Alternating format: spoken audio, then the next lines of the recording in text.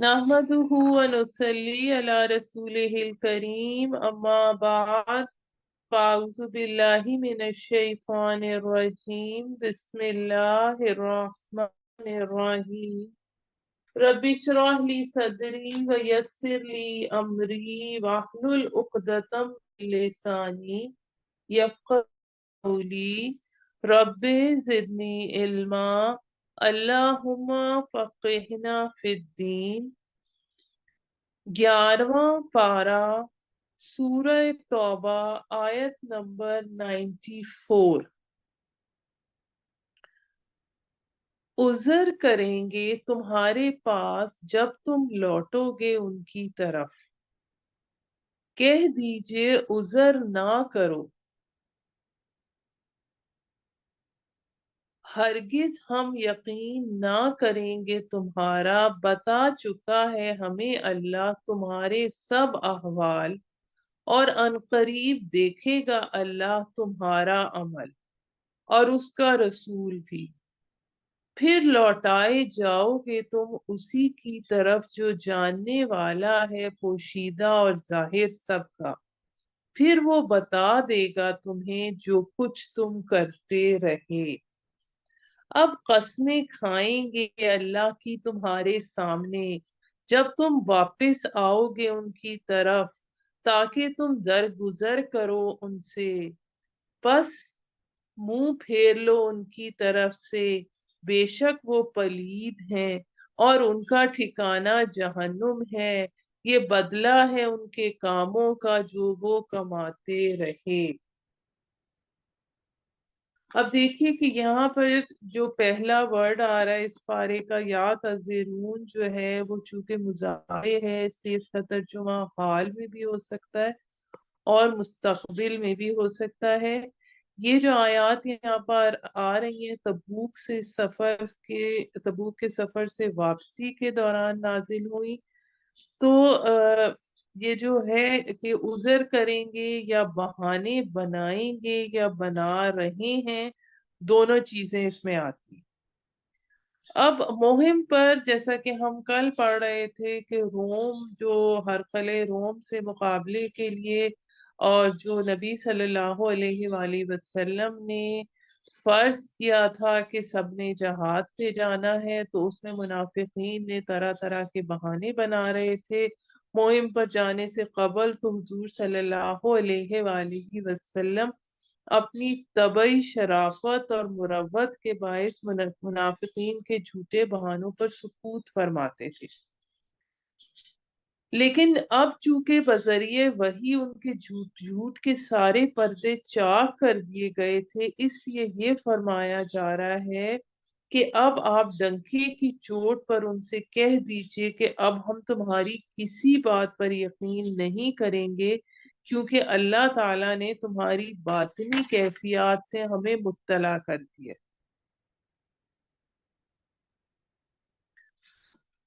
تو اب اس وقت کچھ اس طرح سے صورتحال تھی کہ جو منافقین تھے یہ ان کی معاشرتی مجبوری تھی کہ ایک معاشرے کے اندر سب کا اکٹھے رہنا سہنا تھا، اور تو خزرج کے اندر ان کی رشتہ داریاں تھیں۔ ایسے ماحول میں وہ سمجھ رہے تھے کہ اگر مسلمانوں کے دل ان کے بارے میں صاف نہ ہوئے تو معاشرے کے اندر وہ اچھوت بن جائیں، تو اس لیے وہ مسلمانوں کے اندر نا اپنا اعتماد بحال کرنے کے لیے ہر طرح سے دوڑ دھوپ کرتے تھے، مسلمانوں سے ملاقاتیں کرتے، اپنی مجبوریاں بتاتے، طرح طرح کی قسمیں کھا کر اپنے اخلاص کا یقین دلاتے۔ تو جو کہ ہمارے پاس آگے آیت نمبر 96 میں آ رہا ہے، قسمیں کھائیں گے تمہارے سامنے تاکہ تم راضی ہو جاؤ ان سے، اور پھر اگر راضی ہو گئے تم ان سے تو بے شک اللہ نہیں راضی ہوگا ایسے لوگوں سے جو فاسق ہیں، بدوی عرب، سخت ہیں کفر میں، یعنی جو ان کے دیہاتی آرابی، اور نفاق میں، اور اسی لائق ہیں کہ نہ سیکھیں وہ قاعدے جو نازل کیے اللہ نے اپنے رسول پر، اور اللہ جاننے والا حکمت والا ہے۔ اب جو مدینے والے تھے ان کے ساتھ تو حضور صلی اللہ علیہ وآلہ وسلم کی نصیحت کا کچھ نہ کچھ سلسلہ جاری رہتا تھا، جبکہ جو بدوی عرب تھے وہ جمعے وغیرہ کے خطبے ان سب ماحول سے دور تھے۔ بعض بدوی ایسے ہیں جو سمجھتے ہیں کہ جو وہ خرچ کرتے ہیں وہ تاوان ہے، اور انتظار کرتے ہیں تمہارے حق میں گردشوں کا، انہی پر آئے گی گردش بری۔ یعنی جو انہیں زکوٰۃ دینی پڑتی ہے یا عشر نکالنا پڑتا ہے، تو اس حوالے سے یہ سمجھتے ہیں کہ یہ تاوان ہے۔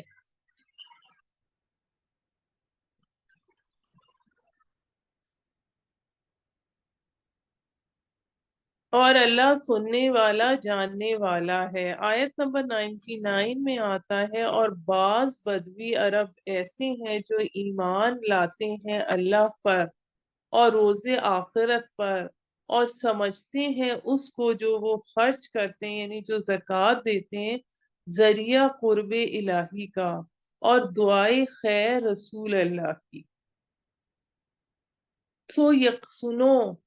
سنو یقیناً یہ قریب ہے ان کے لیے، یعنی یہ ان کے لیے باعث تقرب ہے۔ ان قریب داخل کرے گا ان کو اللہ اپنی رحمت میں، بے شک اللہ بخشنے والا نہایت رحم والا ہے۔ اب ہمارے پاس آگے جو اگلے رکوع میں آ رہے ہیں، یہ ہر دور میں جو مختلف طرح کے لوگ ہوتے ہیں، اللہ نے لوگوں کے مختلف مزاج بنائے ہیں، اس حساب سے ہوتے ہیں، اللہ تعالیٰ ان کو سب کو بیان کرے، اس وقت کے دور کے حساب سے بھی اور آج کے دور کے حساب سے بھی۔ اور سبقت کی جنہوں نے پہلے مہاجرین میں سے بھی اور انصار میں سے بھی۔ اب پہلے نمبر کے لوگ کون سے ہیں؟ سابقون الاولون، چاہے وہ مہاجرین میں سے تھے یا انصار میں سے، یہ وہ لوگ ہوتے ہیں کہ جب وہ حق کو دیکھتے ہیں، کوئی اللہ کے دین کی طرف بلا رہا ہے، سچی بات کی طرف بلا رہا ہے، تو وہ بے خطر دائیں بائیں دیکھے بغیر اس حق کو قبول کرتے ہیں۔ یہ نہیں سوچتے کہ ہمیں اس سے نقصان کیا اٹھانا پڑے گا، کیا تکلیفیں اٹھانی پڑیں گی۔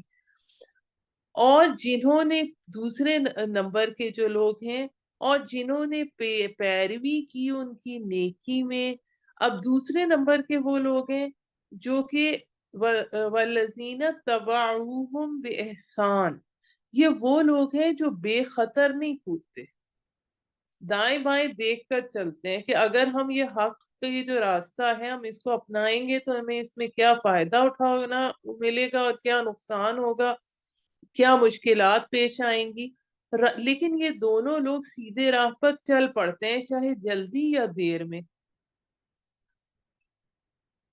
تو راضی ہوا اللہ ان سے اور وہ راضی ہوئے اس سے، اور تیار کر رکھے ہیں ان کے لیے باغات بہتی ہیں جن کے نیچے نہریں، رہیں گے وہ ان میں ہمیشہ ہمیشہ، یہی ہے کامیابی بہت بڑی۔ اب یہ ایک طرح کے لوگ تھے، اب اس کے بعد جو دوسری طرح کے لوگ، دو اچھے گروپس کا ذکر آیا، اب وہ بھی ہیں جو منافق ہیں، تو کیا آتا ہے کہ ان میں سے تمہارے آس پاس ہیں بعض بدوی منافق اور بعض اہل مدینہ بھی، اڑے ہوئے ہیں نفاق پر۔ دیکھیں بار بار نفاق کا لفظ آ رہا ہے، تم انہیں نہیں جانتے ہم ان کو جانتے ہیں، ان قریب عذاب دیں گے ہم انہیں دوہرا، یعنی روز انہیں بلایا جاتا تھا، روز وہ بہانے کرتے تھے، پھر لوٹائے جائیں گے وہ بڑے عذاب کی طرف، یعنی دنیا میں تو یہ کام کرتے تھے اور آخرت میں ان کو جو عذاب ملے گا وہ بڑا عذاب ہوگا۔ اب یہ دیکھیے کہ نفاق سے جو لوگ، اب اس میں ڈفرنس کرنے کا کیا طریقہ ہے کہ کون منافق ہے کون منافق نہیں ہے، کہ جو اپنی غلطی کا اعتراف کر لیتا ہے، ٹھیک ہے بہانے بنائے تھے، غلطی ہو گئی مجھ سے، میں نہیں تبوک کے اس میں شامل ہو سکا، اس نے اعتراف کر لیا تو منافق نہیں۔ لیکن جو جھوٹا بہانہ بنائے منافقت کے لیے، جو آگے سٹیجز ہوتی ہیں، سب سے پہلے جو کوئی جھوٹا بہانہ بنائے، پھر جھوٹی قسمیں کھائیں۔ جھوٹی قسمیں کون کھاتا ہے؟ جھوٹی قسمیں وہ کھاتا ہے کہ جس کی بات پر دوسروں کو یقین نہیں ہوتا اس کے جھوٹا ہونے کی وجہ سے۔ اور تیسری سٹیپ یہ ہوتا ہے کہ پھر وہ اپنی ضد پر اڑ جاتا۔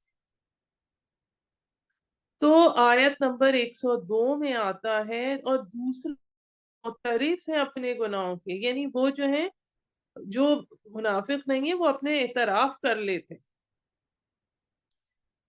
ملا دیا انہوں نے نیک کام سے برا کام، امید ہے کہ اللہ معاف کر دے گا ان کو، بے شک اللہ بخشنے والا نہایت رحم کرنے والا۔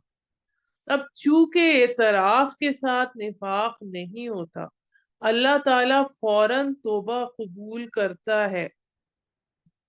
تو ایسے لوگ جو اعتراف کر لیتے ہیں، اپنی غلطی کو مان لیتے ہیں، جیسے حضرت ابو لبابہ کا آتا ہے کہ انہوں نے ستون سے اپنے آپ کو باندھ لیا تھا، اور بھی کچھ صحابہ کا اس حوالے سے آتا ہے کہ انہوں نے اپنے آپ کو ستون سے باندھ لیا تھا کہ ہم سے غلطی ہو گئی، ہم نہیں تبوک میں گئے، ہم نے بہانہ بنایا، یا جو بھی وجوہات ہوئی، تو پھر ان کو، تو یہ ہوتے مخلص مسلمان ہیں لیکن کمزور ہوتے ہیں، تو پھر ان کو بھی اللہ تعالیٰ معاف کر دے گا۔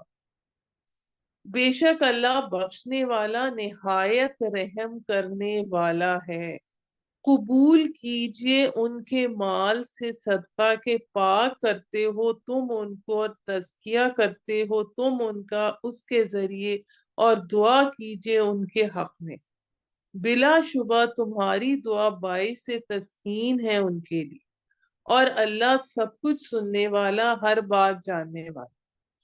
اب اس وقت کے حوالے سے بھی اور آج کے حوالے سے بھی اس میں کیا بتایا جا رہا ہے کہ اگر کسی سے کوئی ایسی بات ہو جائے، منافقت کا کوئی عمل ہو جائے، جیسے اس وقت انہوں نے، صحابہ نے ستونوں سے اپنے آپ کو باندھا کہ جب نبی صلی اللہ علیہ وآلہ وسلم جب تک نہیں آئیں گے ہم یہیں بھوکے پیاسے بندھے رہیں گے، تو پھر ان کو کیا ہدایت کی کہ اب اپنے مال سے صدقہ کیجیے، یعنی کہ نفاق کی بیماری جو سٹارٹ ہو رہی تھی اس کا علاج کیا ہے؟ اس کا علاج ہے انفاق، خرچ کرو اللہ کی راہ میں، اپنے مال سے صدقہ دے کر پاک ہو جاؤ۔ یہ ایک جنرل رول ہے کہ اگر کسی کو بھی اپنے اندر، جیسا کہ ہم نے شعوری اور غیر شعوری نفاق کے بارے میں سورہ بقرہ میں بھی پڑھا، پھر سورہ نساء میں بھی پڑھا، اور اب یہاں پر ہم پھر پڑھ رہے ہیں، تو اس کا حل کیا ہے کہ اللہ کی راہ میں خرچ کرو تاکہ تم اس بیماری سے نکل سکو۔ کیا نہیں معلوم انہیں کہ اللہ ہی قبول کرتا ہے توبہ اپنے بندوں کی، اور وہی قبول کرتا ہے صدقات، اور یہ کہ اللہ ہی ہے توبہ قبول کرنے والا، نہایت رحم کرنے والا۔ کہہ دیجئے عمل کیے جاؤ سو ان قریب دیکھ لے گا اللہ تمہارا عمل اور اس کا رسول اور مسلمان بھی، اور جلد لوٹائے جاؤ گے تم غیب اور ظاہر کی باتیں جاننے والے کی طرف، پھر وہ بتا دے گا تمہیں جو کچھ تم کرتے رہے۔ اب یہ مختلف طرح کے جو لوگوں کا ذکر آ رہا ہے، اب اس میں کچھ اور بھی طرح کے لوگ تھے، آیت نمبر 106 میں آتا ہے، اور کچھ اور ہیں کہ ڈھیل دے دی ہے اللہ کا حکم آنے تک۔ اب اس کی ہمارے پاس ڈیٹیل جو ہے، یہ 3 صحابہ تھے، کعب بن مالک، مرارہ بن ربیع اور ہلال بن امیہ، جن کو زیادہ ڈھیل دی گئی۔ ان کے بارے میں، کعب بن مالک کے بارے میں وہ طویل ترین حدیث آتی ہے بخاری شریف میں، تو آیت نمبر 118 میں اس کی زیادہ ڈیٹیل آئے گی، تو وہاں ہم پھر سے اس کو ڈسکس کرتے ہیں، جن کو زیادہ ڈھیل جی دیتے رہے، اور وہ جو خود مطلب تاخیر کرتے رہے۔ اور یہ کعب بن مالک ان لوگوں میں سے تھے کہ جب یہ حضور تبوک سے واپس آنے کا جب یہ حضور صلی اللہ علیہ وآلہ وسلم کے پاس آئے تو حضور صلی اللہ علیہ وآلہ وسلم انہیں دیکھ کے مسکرائے، کیونکہ انہیں پتا تھا کہ یہ منافق نہیں ہے، لیکن پھر بھی یہ تبوک پر نہیں ہے، تو انہوں نے کہا کہ میں جھوٹ نہیں حضرت کعب بن مالک نے کہا میں جھوٹ نہیں بولوں گا، میرے پاس ساری سہولتیں تھیں، لیکن میری کاہلی، سستی اور تاخیر میں کرتا رہا، اور ان قریب وہ وقت آ گیا کہ اتنی دیر ہو گئی کہ اب میں لشکر سے نہیں مل سکتا تھا۔ کچھ اور ہیں کہ جھیل دی گئی ہے اللہ کا حکم آنے تک، یا تو عذاب دے گا ان کو، یا توبہ قبول کرے گا ان کی، اور اللہ سب کچھ جاننے والا، بڑی حکمت والا ہے۔ اس کے بعد ہمارے پاس آیت نمبر 107، اور جنہوں نے بنائی ایک مسجد کہ نقصان پہنچائیں اور کفر کریں۔ اب یہ مسجد زرار کا ذکر آ رہا ہے، اور انہوں نے مسجد جو بنائی تھی اس کا مقصد کیا تھا؟ پہلی چیز نقصان پہنچائے، دوسری چیز کفر کریں، تیسری چیز تفرقہ ڈالیں مسلمانوں کے درمیان، چوتھی چیز اور کمین گاہ یعنی کہ جائے پناہ اس کے لیے جو لڑ چکا ہے اللہ اور اس کے رسول سے اس سے قبل، اور وہ قسمیں کھائیں گے کہ نہیں چاہی ہم نے مگر بھلائی، اور اللہ گواہ ہے کہ وہ جھوٹے ہیں۔ اب اس کی کچھ ڈیٹیل اس طرح سے آتی ہے کہ ایک دشمن تھا اسلام کا، ابو عامر راہب، یہ خزرجی تھا، عالم تھا، اس نے جنگ حنین میں ناکامی کے بعد منافقین کو لکھا کہ وہ قیصر روم کی طرف سے ایک لشکر جرار محمد صلی اللہ علیہ وآلہ وسلم کے مقابلے کے لیے لانے کا بندوبست کر رہا ہے، تو فی الحال مسجد کے نام پر ایک ٹھکانہ بنا لیں تاکہ قاصد وغیرہ کو ڈھونڈنے اور ٹھہرنے میں دقت نہ ہو۔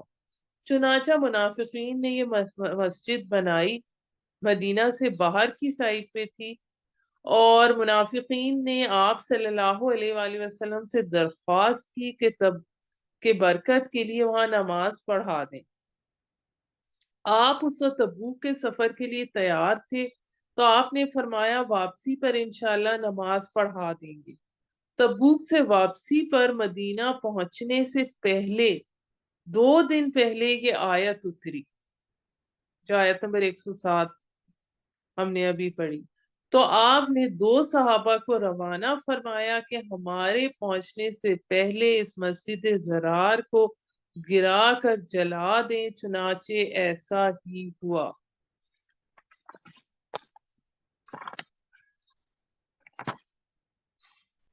تقوی پر اول دن سے ہی زیادہ حقدار ہے کہ تم کھڑے ہو اس میں، یعنی مسجد قباء جو تھی ہجرت کے بعد جو پہلا پڑاؤ تھا، یہ اس میں تقوی والے جو ہیں ان کے لیے زیادہ بہتر ہے کہ وہ مسجد قباء میں نماز پڑھیں، اور نبی صلی اللہ علیہ وآلہ وسلم کو تو اسپیسیفکلی کہا جا رہا ہے۔ اس میں جو لوگ ہیں پسند کرتے ہیں کہ پاک رہا جائے، اور اللہ پسند کرتا ہے پاک لوگوں کو۔ اب ان کی جو اس مسجد میں جو نماز پڑھتے تھے ان کی پاکی کی خاص تعریف اس وجہ سے آئی کہ تفاسیر میں یہ ملتا ہے کہ قضائے حاجت کے بعد یہ ڈھیلے اور پانی دونوں کا استعمال کرتے تھے۔ بھلا جس نے بنیاد رکھی عمارت کی ڈر پر اللہ کے اور اس کی خوشنودی پر بہتر ہے، یا وہ جس نے بنیاد رکھی ایک کھائی کے کنارے، یعنی کھائی جو کہ نیچے سے کھوکھلی ہے، جو گرنے کو ہے، پھر گر پڑی وہ اس کو لے کر آتش جہنم میں، اور اللہ نہیں ہدایت دیا کرتا ظالم لوگوں کو۔ اب دیکھیں اس میں کیا بتایا گیا ہے کہ ایک شخص جو کوئی نیک کام کر رہا ہے، ایک عمارت بنا رہا ہے، اور اس نیت سے بنا رہا ہے کہ میں اللہ کی رضا حاصل کروں، تو وہ زیادہ مضبوط ہے، یا وہ جو ایک شخص نے اس نیت سے عمارت بنائی کہ میں اس سے اس کے نیچے اللہ کی رضا کوئی نہیں تھی، اس کے نیچے منافقت تھی، تو ایسی اس عمارت کی طرح ہے جو کہ کھائی کے اوپر بنائی گئی ہے، کھائی کے کنارے بنائی گئی ہے کہ وہ کھائی میں گر جائے۔ مقصد میں پھر سے تھوڑا سا ایکسپلین کرتی ہوں کہ جب کوئی انسان کوئی عمارت تعمیر کرتا ہے تو اس کے لیے کسی ٹھوس جگہ کا، مضبوط جگہ کا انتخاب کرتا ہے۔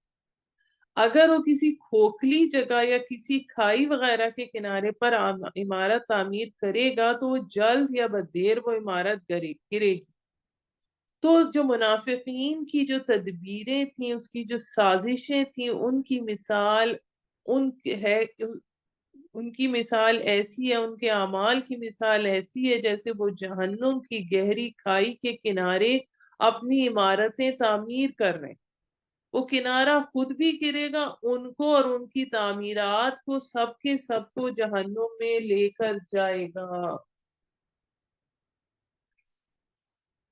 آیت نمبر 110، ہمیشہ رہے گی ان کی عمارت جو بنائی انہوں نے کھٹکتی ان کے دلوں میں، بجز اس کے کہ ٹکڑے ٹکڑے ہو جائیں ان کے دل، اور اللہ جاننے والا حکمت والا ہے۔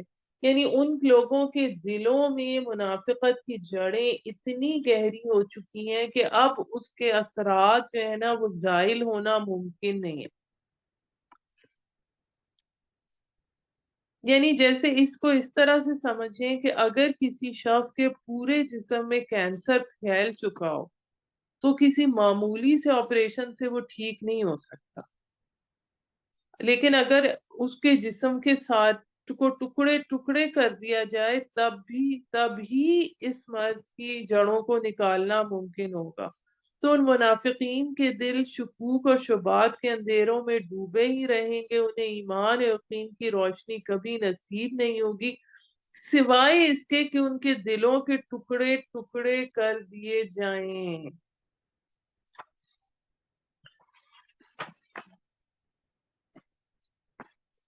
اس کے بعد آگے آیت نمبر 111، بلا شبہ اللہ نے خرید لی ایمان والوں سے ان کی جانیں اور ان کے مال اس قیمت پر کہ ان کے لیے باغ ہے، جنگ کرتے ہیں اللہ کی راہ میں، پھر قتل کرتے ہیں اور قتل کیے جاتے ہیں، وعدہ ہے اس کے ذمے سچا تورات میں اور انجیل میں اور قرآن میں، اور کون ہے اپنے عہد کا پورا اللہ سے بڑھ کر، سو خوشی مناؤ اس سودے پر جو کیا تم نے اس سے، اور یہی ہے کامیابی بہت بڑی۔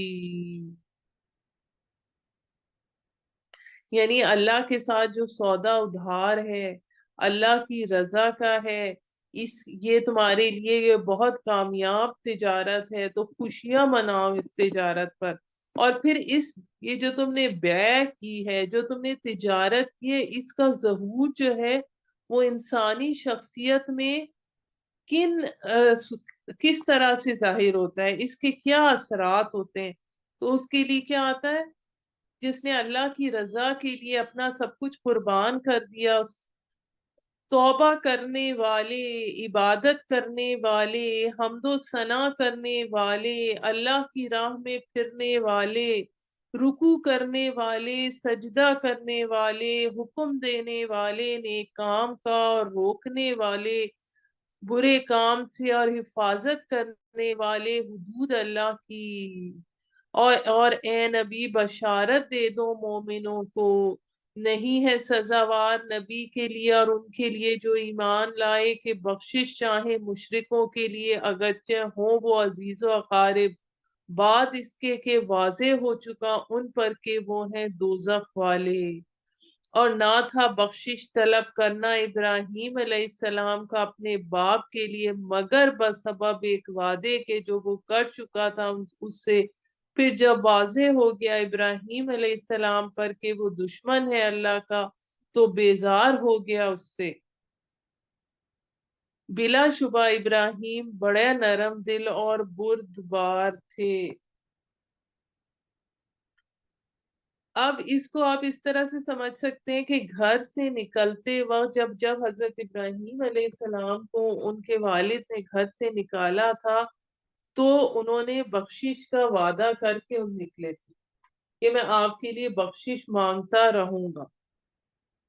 پھر جب ان کے والد فوت ہو گئے تو پھر انہوں نے یہ دعا مانگنی چھوڑ دی کیونکہ ظاہر ہے کہ وہ کفر میں ہی فوت ہو گئے تھے.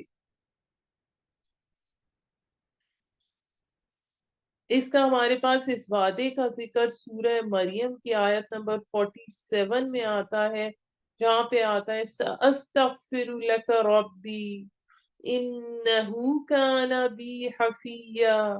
میں اپنے رب سے آپ کے لیے بخشش کی درخواست کروں گا بے شک وہ مجھ پر بڑا مہربان ہے. اور آپ وعدے کے مطابق دعا کرتے رہے جب تک وہ زندہ تھے. پھر جب وہ فوت ہو گئے تو ان کے لیے استغفار کرنے بند کر دی. آیت نمبر 115. اور نہیں ہے اللہ ایسا کہ گمراہ کرے قوم کو بعد اس کے کہ ہدایت دے چکا ان کو تاں کے واضح نہ کر دے ان پر باتیں جن سے انہیں بچنا چاہیے. بے شک اللہ ہر چیز کا جاننے والا ہے. بلا شبہ اللہ ہی کے لیے ہے بادشاہت آسمانوں اور زمین کی. وہی زندہ کرتا ہے اور مارتا ہے اور نہیں ہے تمہارا اللہ کے سوا کوئی ساتھی اور نہ کوئی مددگار.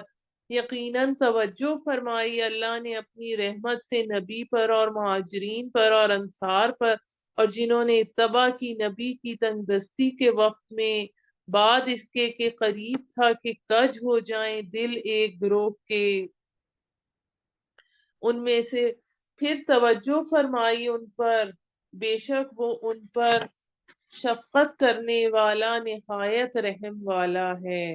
اب یہ ہمارے پاس اگلی 118 نمبر کعب بن مالک کا جو میں واقعہ بیان کر رہی تھی اس کی ہمارے پاس آیت آ گئی ہے. اور تینوں کی بھی توبہ قبول کی جن کا معاملہ ملتوی کر دیا گیا تھا حتیٰ کہ جب تنگ ہو گئی ان پر زمین باوجود وسعت کے اور تنگ ہو گئی ان پر ان کی جانیں.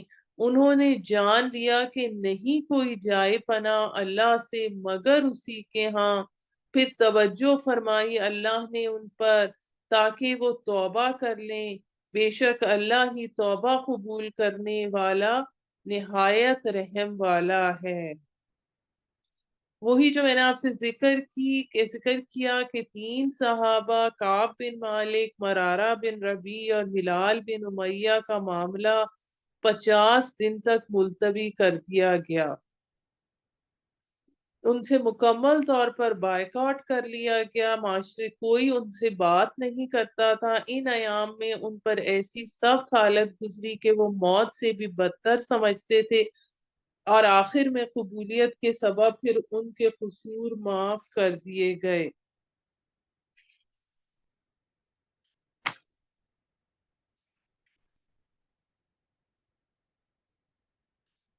آیت نمبر 119. اے ایمان والو ڈرتے رہو اللہ سے اور رہو ساتھ سچے لوگوں کے. نہیں زیبا تھا اہل مدینہ کو اور ان کے آس پاس کے بدویوں کو کہ پیچھے رہ جائیں رسول اللہ سے اور نہ یہ کہ زیادہ عزیز جانیں اپنی جانوں کو اللہ کے رسول کی جان سے. یہ اس واسطے کہ انہیں نہیں پہنچتی پیاس اور نہ مشقت اور نہ بھوک اللہ کے راستے میں اور نہیں اٹھاتے وہ کوئی قدم کہ جس سے غصہ آئے کفار کو اور نہیں چھینتے دشمن سے کوئی چیز مگر لکھا جاتا ہے ان کے واسطے اس کے بدلے عمل صالح.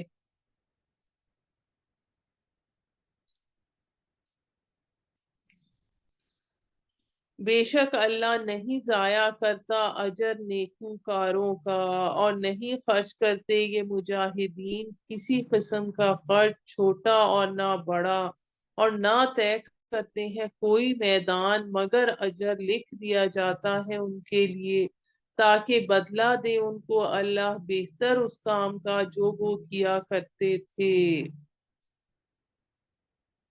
اور نہیں مناسب مسلمانوں کے لیے کہ نکل کھڑے ہوں سب کے سب سو کیوں نہ نکلے ہر فرقے میں سے ایک اس کا ایک حصہ، تاکہ سمجھ بوجھ پیدا کریں دین میں، اور تاکہ خبردار کریں اپنی قوم کو جب وہ لوٹ کر آئیں ان کی طرف، تاکہ وہ برائی سے بچتے رہیں۔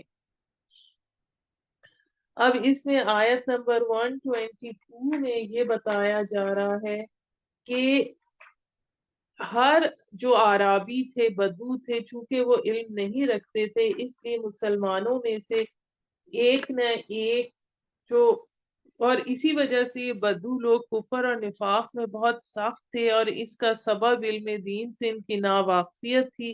اس لیے کیونکہ انہیں آپ صلی اللہ علیہ وآلہ وسلم کی صحبت سے فیضیاب ہونے کا موقع نہیں ملتا تھا، تو اس مسئلے کا حل بتایا جا رہا ہے کہ اس کا حل کیا کیا جائے، کہ ایک باقاعدہ ایک نظام وضع کیا جائے کہ مختلف علاقوں سے قبائل کے نمائندے آئیں، مدینہ میں قیام کریں، آپ صلی اللہ علیہ وآلہ وسلم کی صحبت میں رہیں، صحابہ کی تربیت سے استفادہ حاصل کریں، احکام دین کو سمجھیں، اور پھر اپنے اپنے علاقوں میں واپس جا کر اس تعلیم کو عام کریں۔ اے ایمان والو، جنگ کرو ان سے جو تمہارے نزدیک ہیں کافروں میں سے، اور چاہیے کہ وہ پائیں تم میں سختی، اور جان لو کہ اللہ ساتھ ہے متقیوں کے۔ یعنی پوری دنیا میں اسلام کا غلبہ قائم کرنے کی کوشش کرو، اور جب نازل ہوتی ہے کوئی صورت تو ان میں سے کچھ کہتے ہیں، اب یہ تمسخر کے وہ جو کی بات، کہ کہتے ہیں کہ کون ہے تم میں سے جن کا زیادہ کر دیا اس نے ایمان، یعنی وہ مذاق اڑاتے تھے۔ سو جو لوگ ایمان رکھتے ہیں زیادہ کر دیا ان کا ایمان اس صورت نے، اور وہ دلشاد ہیں، اور وہ لوگ جن کے دلوں میں مرض ہے، کون سا مرض ہے؟ نفاق کا، اضافہ کر دیا اس نے ان کی ایک نجاست کا دوسری نجاست پر، اور وہ مر گئے کفر کی حالت میں۔ کیا نہیں دیکھتے کہ وہ آزمائے جاتے ہیں ہر سال ایک مرتبہ یا دو مرتبہ، پھر بھی نہیں توبہ کرتے اور نہ وہ نصیحت پکڑتے ہیں۔ اور جب نازل ہوتی ہے کوئی صورت تو دیکھنے لگتا ہے ان میں سے ایک دوسرے کو، کیا دیکھتا ہے تم کو کوئی مسلمان؟ پھر واپس پھر جاتے ہیں، یعنی کھسک جاتے ہیں، پھیر دیے ہیں اللہ نے ان کے دل، اس لیے کہ وہ ایسے لوگ ہیں جو سمجھ نہیں رکھتے۔ اب یہ جو آخری دو آیات آ رہی ہیں ہمارے پاس اس سورت کی، یہ عظیم آیات میں سے ہیں۔ بے شک آیا ہے تمہارے پاس ایک رسول تم ہی میں سے، یعنی انسان ہے وہ، شاہ گزرتا ہے اس پر جو تم کو تکلیف پہنچے، خواہش مند رہتا ہے تمہاری بھلائی کا، ایمان والوں پر شفیق رحم کرنے والا ہے۔ پھر اگر منہ پھیریں تو اے نبی کہہ دیجئے کافی ہے مجھے اللہ، نہیں کوئی معبود مگر وہی، اسی پر بھروسہ رکھتا ہوں، اور وہی ہے مالک عرش عظیم کا۔ یعنی آپ صلی اللہ علیہ وآلہ وسلم کی شدید خواہش ہے کہ اللہ تعالی ہر قسم کی خیر، خوبیاں اور تمام بھلائیاں تم لوگوں کو دے، اور اس میں آخر میں توکل کا ذکر ہے کہ اگر سب لوگ روگردانی بھی کریں تو اللہ تعالی کافی۔ اس کے بعد ہمارے پاس شروع ہو رہی ہے اللہ کے فضل و کرم سے سورہ یونس، اور سورہ یونس کے شروع ہونے کے ساتھ میں آپ کو یہ بتاتی چلوں کہ قرآن حکیم کی تیسری منزل بھی یہاں سے شروع ہو رہی ہے، اور یہیں سے مکی مدنی صورتوں کے تیسرے گروپ کا بھی آغاز ہو رہا ہے۔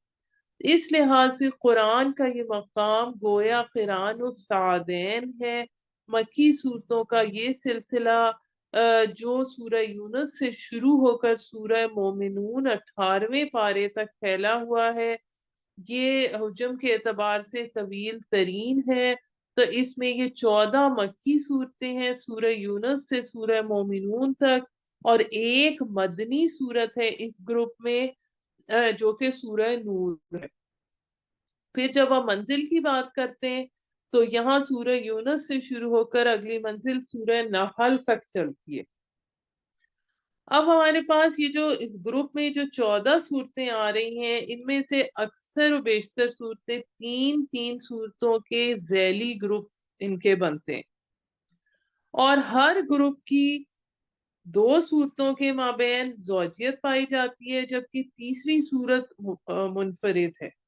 اب یہ جو ہمارے پاس گروپ آ رہا ہے، اس میں 3 صورتیں آ رہی ہیں، سورہ یونس، سورہ ہود اور سورہ یوسف۔ اس میں سورہ یونس اور سورہ ہود کا آپس میں زوجیت کا تعلق ہے، اسی طرح سے جس طرح سے سورہ انعام اور اعراف کا تھا۔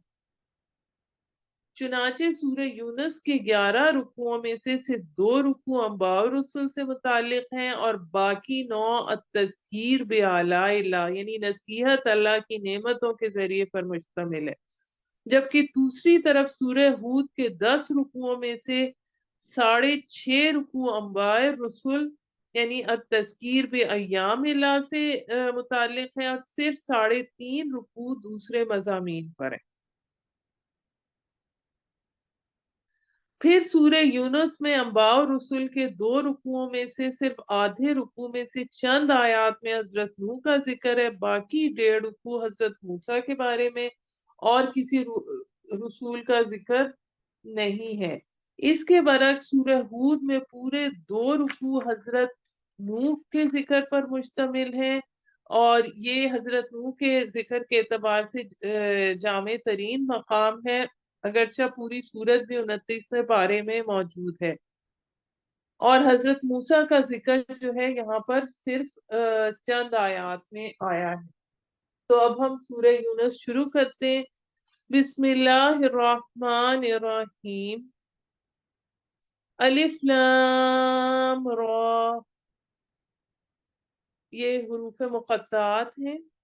یہ آیتیں ہیں کتاب حکمت والے کی، کیا لوگوں کو تعجب ہوا کہ وہی بھیجی ہم نے ایک آدمی پر انہی میں سے کہ ڈرائے لوگوں کو اور خوشخبری دے ان کو جو ایمان لائے کہ ان کے لیے مرتبہ ہے سچا یعنی اونچا مرتبہ ان کے رب کے ہاں۔ کہا کافروں نے بے شک یہ تو جادوگر ہے کھلا، بے شک تمہارا رب اللہ ہے جس نے پیدا کیے آسمان اور زمین 6 دنوں میں، پھر متمکن ہوا عرش پر، تدبیر کرتا ہے ہر کام کی، نہیں ہوتا اس کے ہاں کوئی سفارشی مگر اس کی اجازت کے بعد۔ تمہارا رب یہی ہے اللہ تمہارا رب، سو عبادت کرو اسی کی، کیوں نہیں تم غور و فکر کرتے؟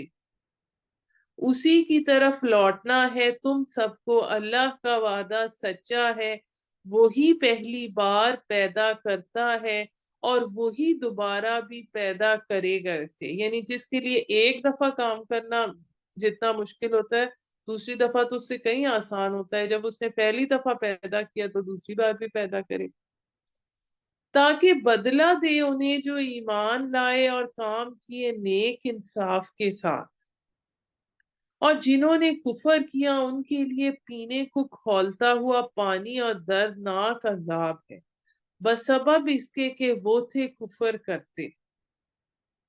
وہی ہے جس نے بنایا سورج کو روشن یعنی سورج میں کمبسچن ہے، اور چاند کو منور یعنی اس میں وہ ریفلیکشن کی وجہ سے نظر آتا ہے، اور مقرر کر دی اس کے لیے منزلیں تاکہ تم معلوم کر لیا کرو شمار برسوں کا اور حساب کتاب۔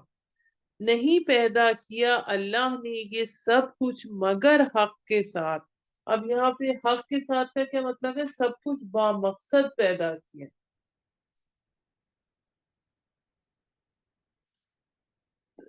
تخلیق کا مقصد ہے، مفصل بیان کرتا ہے نشانیاں ان کے لیے جو علم رکھتے ہیں بے شک الٹ پھیر میں رات کے اور دن کے اور جو کچھ پیدا کیا ہے اللہ نے آسمانوں میں اور زمین میں نشانیاں ہیں ان کے لیے جو تقوی اختیار کرتے ہیں۔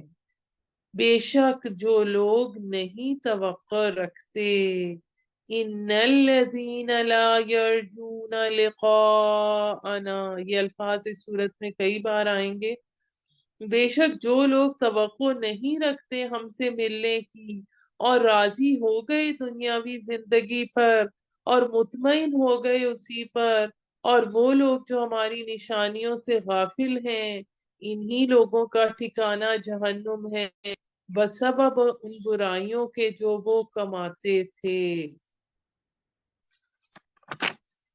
بے شک جو لوگ ایمان لائے اور انہوں نے عمل کیے نیک،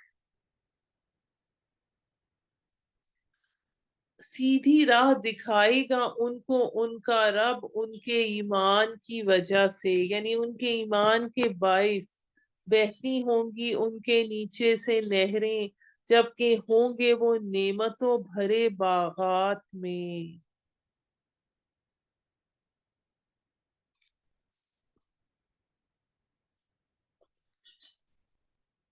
صدا ہوگی ان کی وہاں، پاک ہے تو اے اللہ، ہر ضعف سے ہر کمزوری سے پاک ہے، اور ان کی دعا ملاقات کی جنت میں سلام ہوگی، اور ان کی آخری صدا یہ ہوگی کہ سب تعریفیں اللہ ہی کے لیے ہیں جو رب ہے سارے جہانوں کا، اور اگر جلدی عطا کرتا اللہ لوگوں کو برائی جیسا کہ جلدی مانگتے ہیں وہ بھلائی، تو فیصلہ کر دیا جاتا ان کی میعاد کا۔ سو مہلت دیتے ہیں ہم ان کو جو نہیں توقع رکھتے ہم سے ملاقات کی۔ دیکھیے پھر وہی الفاظ آئے الذین لا یرجون لقاءنا، کہ وہ ہم سے ملاقات کی وہ اپنی سرکشی میں سرگرداں رہتے ہیں، اور جب پکارتا ہے انسان کو اور جب پہنچتا ہے انسان کو کوئی دکھ تو وہ پکارتا ہے ہم کو لیٹے ہوئے یا بیٹھے ہوئے یا کھڑے ہوئے، پھر جب ہم ہٹا دیتے ہیں اس کا دکھ تو چل دیتا ہے گویا پکارا ہی نہ تھا، یعنی ہمیں بھول جاتا ہے، اللہ تعالیٰ کو بھول جاتا ہے۔ آپ اپنے آپ کو اس صورتحال میں رکھ کے دیکھیں، جب کوئی مسئلہ ہوتا ہے کوئی تکلیف ہوتی ہے اللہ تعالیٰ کو پکارتے ہیں تڑپ تڑپ کر، اس سے کوئی بیماری آ گئی کوئی مسئلہ کھڑا ہو گیا کہ اللہ تعالیٰ اس مسئلے کو اس تکلیف کو دور کر دے، اور جب تکلیف دور ہو جاتی ہے تو کیا کہتے ہیں اس ڈاکٹر نے علاج کیا اس لیے طبیعت ٹھیک ہو گئی۔ اس طرح خوشنما بنا دیے ہیں حد سے بڑھنے والوں کے لیے جو اعمال وہ کیا کرتے تھے، اور البتہ ہم ہلاک کر چکے ہیں کئی قوموں کو تم سے پہلے، اور جب ظلم کیا انہوں نے اور آ چکے ان کے پاس ان کے رسول نشانیوں کے ساتھ اور نہ تھے وہ ایمان لانے والے، اسی طرح سزا دیتے ہیں ہم مجرم قوم کو۔ پھر بنایا ہم نے تم کو پہلوں کا نائب زمین میں اس کے بعد، تاکہ ہم دیکھیں تم کیسے کام کرتے ہو، اور جب تلاوت کی جاتی ہے ان کے سامنے ہماری واضح آیتیں تو کہتے ہیں وہ لوگ جو نہیں توقع رکھتے ہم سے ملنے کی کہ لے آ کوئی قرآن اس کے علاوہ یا بدل دے اس کو، کہہ دیجئے نہیں ہے یہ میرے اختیار میں کہ میں بدل ڈالوں اسے، یعنی وہ کیا کہتے تھے کہ کوئی ایسا قرآن لے کے آؤ جس میں بتوں کی مذمت یا عقائد بت پرستی کے خلاف نہ ہو، یعنی قرآن کو بدل دیں۔ تو آپ صلی اللہ علیہ وآلہ وسلم اللہ تعالیٰ نے آپ صلی اللہ علیہ وآلہ وسلم کو حکم دیا کہ تم کہہ دو کہ قرآن میرا بنایا ہوا نہیں ہے بلکہ اللہ کا نازل کیا ہوا ہے، اور میں اسے بدل دینے کا کچھ اختیار نہیں رکھتا۔ اور نہیں پیروی کرتا ہوں میں مگر اس کی جو وحی کیا جاتا ہے میری طرف، بے شک میں ڈرتا ہوں اگر میں نافرمانی کروں اپنے رب کی بڑے دن کے عذاب سے۔ کہہ دیجئے اگر چاہتا اللہ تو نہ پڑھتا میں اس کو تمہارے سامنے، اور نہ اللہ خبر دیتا تم کو اس کی۔ میں گزار چکا ہوں تمہارے درمیان ایک عمر اس سے پہلے، یعنی 40 برس تمہارے ساتھ گزر جا چکا ہوں، کیا پھر بھی تم نہیں سمجھتے؟ کہ کیا تم یہ میری عادت کو نہیں جانتے، میری سچائی کو نہیں جانتے؟ بھلا اس سے بڑھ کر ظالم کون ہوگا جو بہتان باندھے اللہ پر جھوٹا، یا جھٹلائے اس کی نشانیوں کو؟ بے شک نہیں فلاح پا سکتے مجرم۔ اب کیا بہتان باندھنا جھوٹا کیا ہوتا ہے؟ کہ یا تو یہ کہے کہ یہ اللہ کا کلام نہیں ہے،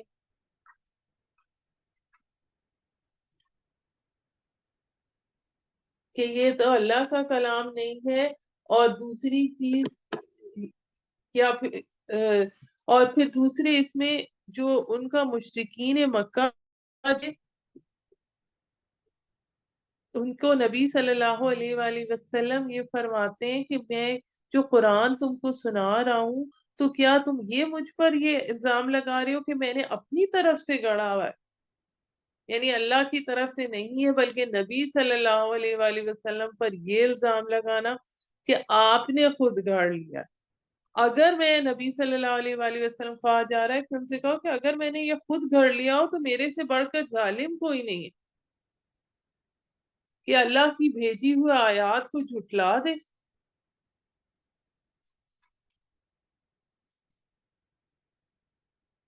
تو اس سے بڑھ کے ظالم اور گناہگار کون ہو سکتا ہے؟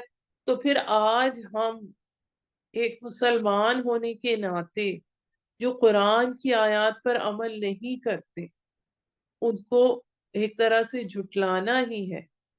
تو پھر یہ ایک ظلم ہے، جس طرح شرک ایک ظلم ہے، یہ بھی ظلم ہے کہ اللہ تعالیٰ کے احکامات پر عمل نہ کرنا، یا یہ کہنا کہ یہ تو اس دور کے لیے تھے، آج کے دور کے لیے نہیں ہے، جبکہ یہ کتاب تو تا قیامت کے لیے ہے۔ اور وہ اور وہ عبادت کرتے ہیں غیر اللہ کی جو نہ ضرر پہنچا سکے ان کو اور نہ نفع دے سکے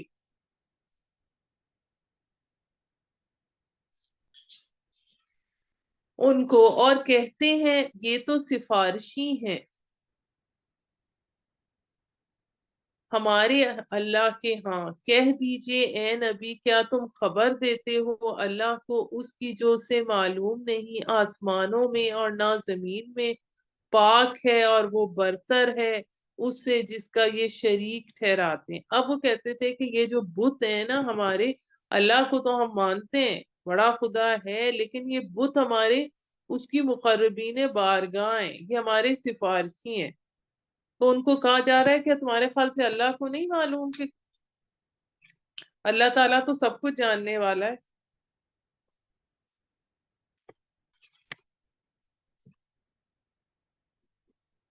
اب یہ ہر دور میں یہ چیز رہی ہے کہ جو لوگ بھی شرک کرتے رہے ہیں وہ اس بات کو مانتے ہیں کہ اس کائنات کا خالق اور مالک اللہ تعالیٰ ہے، لیکن جو انہوں نے اس کے علاوہ، جیسے آج کل مزاروں پہ جا کے ان کی پوجا کی جاتی ہے یا اس وقت بت پرستی کی جاتی تھی، تو وہ ان کو اس کے قرب کا ذریعہ سمجھتے ہیں۔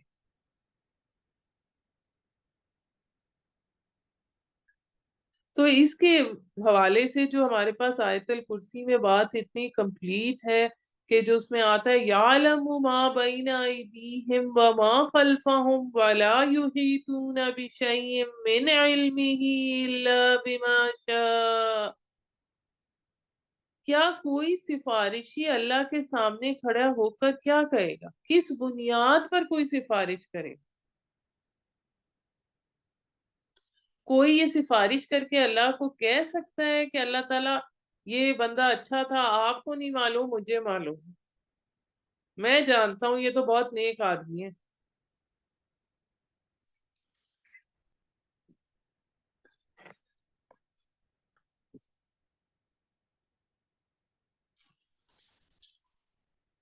جی تو اب ہم آگے چلتے ہیں آیت نمبر 19 پہ.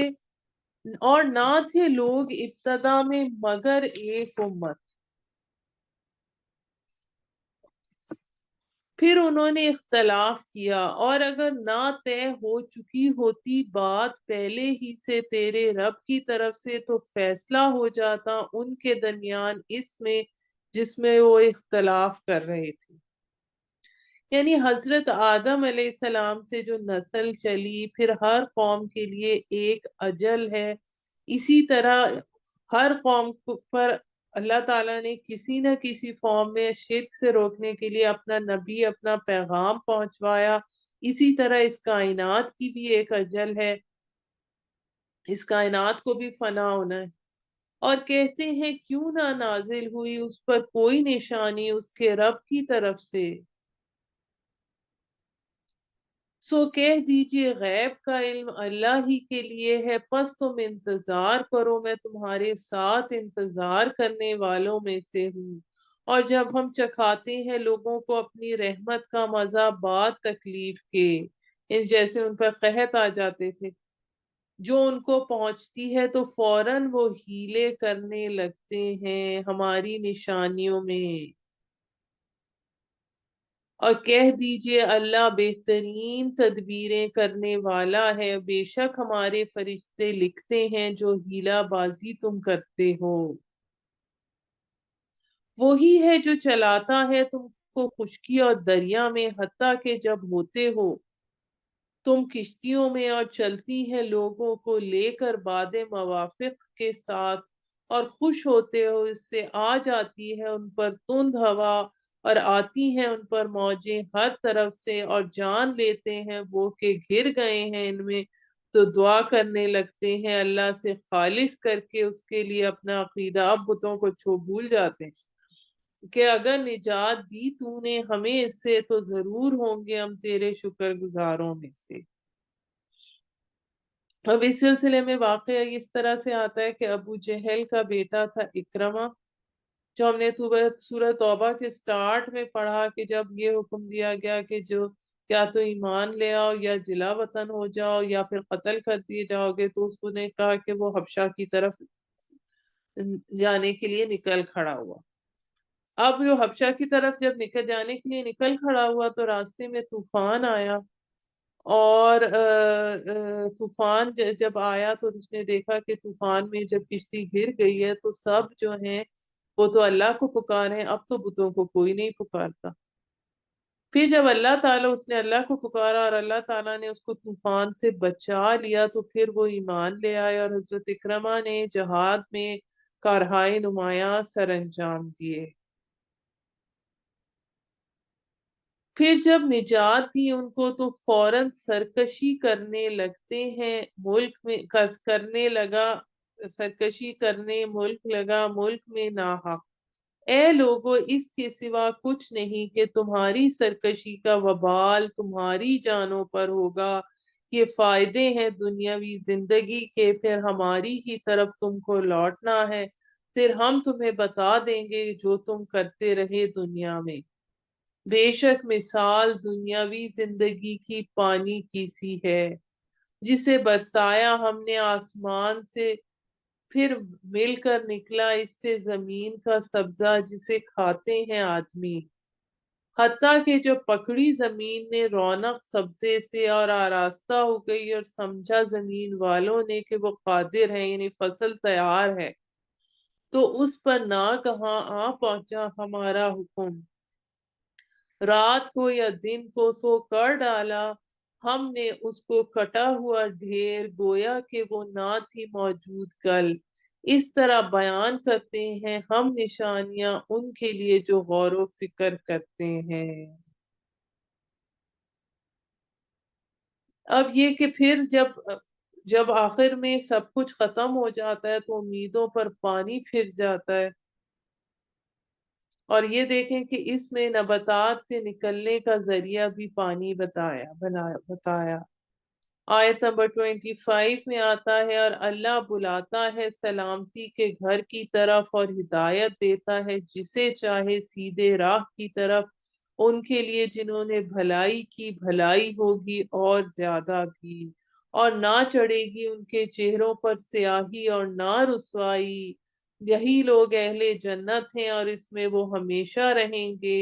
اور جنہوں نے کمائی برائیاں تو بدلہ ہے برائی کا اسی کی طرح، اور ڈھانپے گی ان کو رسوائی، نہیں ہوگا کوئی ان کو اللہ سے بچانے والا، گویا کہ ڈھانپ دیے گئے ان کے چہرے ٹکڑوں سے سیاہ رات کے، یہی لوگ ہیں اہل دوزخ،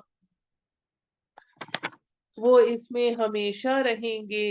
جس دن ہم اکٹھا کریں گے ان سب کو، پھر کہیں گے ہم ان سے جنہوں نے شرک کیا تھا کہ کھڑے رہو اپنی جگہ پر، تم اور تمہارے شریک۔ اب اس میں شریک کون ہے؟ جن کو پوجا گیا، چاہے وہ اولیاء اللہ ہیں یا وہ فرشتے ہیں یا وہ انبیاء کرام ہیں۔ پھر پھوٹ ڈال دیں گے ہم ان کے درمیان اور کہیں گے ان کے بنائے ہوئے شریک کہ نہیں کرتے تھے تم ہماری عبادت۔ یعنی صاحب مزار جو تھے وہ تو خود نیک لوگ تھے، ان کی عبادت کر کے ان پر ظلم کیا جا رہا ہے۔ جو شرک شروع ہوا وہ حضرت نوح علیہ السلام کی قوم سے اسی طرح ہوا تھا کہ انہوں نے وہاں کے بزرگوں کے بت بنا لیے تھے۔ جو نیک لوگ پچھلی نسلوں میں گزرے تھے ان کے نام سورہ نوح میں آتے ہیں، ود، سواع، یہوس، نصر وغیرہ۔ سو کافی ہے اللہ گواہی کے لیے ہمارے اور تمہارے درمیان، حقیقت میں ہم تھے تمہاری عبادت سے بے خبر۔ اب جن کی وہ عبادت کر رہے تھے وہ کہیں گے کہ ہمیں تو نہیں پتا تھا کہ تم ہماری عبادت کرے۔ انبیاء کرام کہیں گے ہم نے ہرگز نہیں کہا تھا کہ ہماری عبادت کرو۔ اس وقت جانچ لے گا ہر شخص جو کچھ وہ پہلے کر چکا ہے، اور وہ لوٹائے جائیں گے اللہ کی طرف جو ان کا مالک کے حقیقی ہے، اور جاتا رہے گا ان کے پاس سے جو بہتان وہ باندھا کرتے تھے۔ کیا بہتان باندھا کرتے تھے؟ کہ یہ بزرگ ہمیں بچا لیں گے۔ یہاں پر ہمارا نصف ہو گیا، تو ہم 6 منٹس کی بریک لیتے ہیں، 12:10 پر ہم انشاءاللہ آگے کنٹینیو کریں۔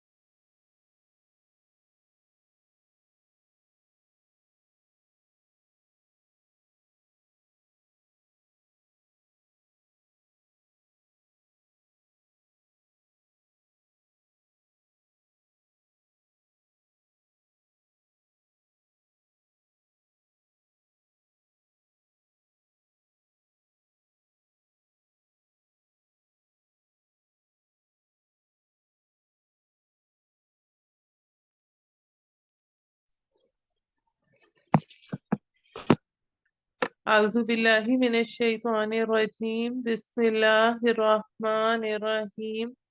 آیت نمبر 31 سورہ یونس۔